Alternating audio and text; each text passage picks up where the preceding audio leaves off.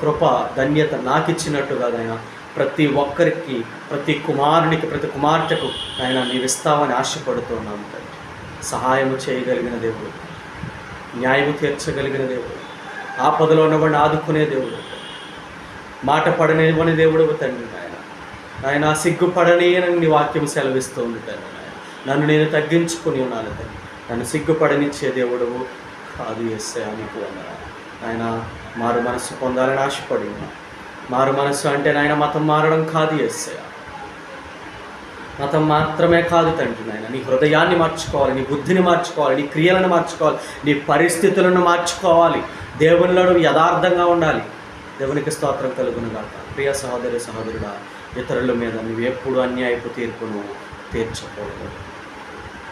ఆమేన్. దేవుడి పరిశుద్ధ వాక్యం మన వినికిడిలో దీవించి ఆశీర్వదించును గాక.